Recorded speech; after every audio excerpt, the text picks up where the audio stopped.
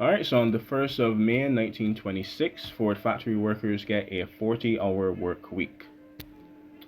Now, on the 1st of May 1926, Ford Motor Company becomes one of the first companies in America to adopt a 5-day work week, 40 hours a week, for workers in its automotive factories.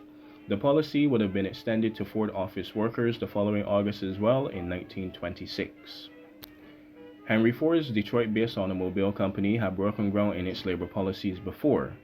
In early 1914, against a backdrop of widespread unemployment and increasing labor unrest, Ford announced that it would pay its male factory workers a minimum wage of $5 per 8 hours day, up from a previous rate of $2.34 for 9 hours. The policy was adopted for female workers in 1916. The news shocked many in the industry. At the time, $5 per day was nearly double what the average automobile worker made, and double what most Americans actually made as well. But it actually turned out to be a stroke of brilliance, immediately boosting productivity along with the assembly line and building a sense of company loyalty and pride amongst Ford workers as well. So I'm gonna show up to work for $5 a day, let me tell you, $5 a day. The decision to reduce the work week from 6 to 5 days had originally been made in 1922.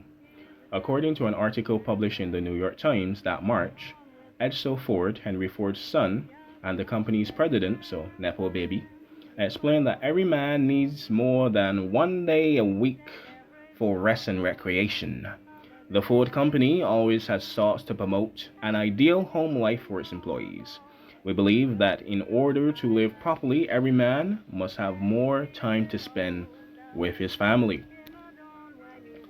Henry Ford said of the decision, "It is high time to rid ourselves of the notion that leisure for workmen is either lost time or a class privilege." At Ford's own admission, however, the quote ends.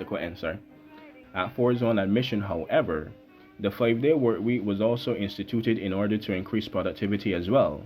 Though workers' time on the job was decreased, they were expected to expend more effort and time while they were actually on the job.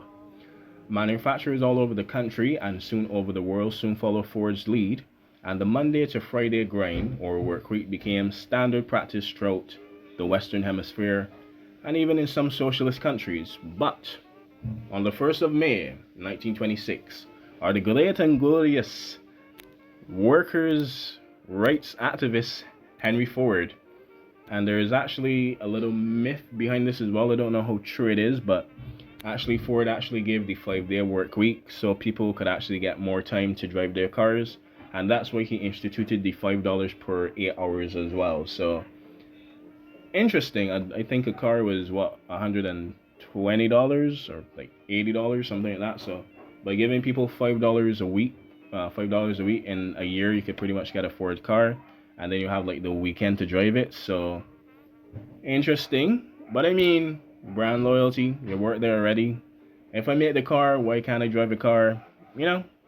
But anyway, on the 1st of May 1926, Ford gives the go-ahead to make a $5-day work week, not $5, sorry.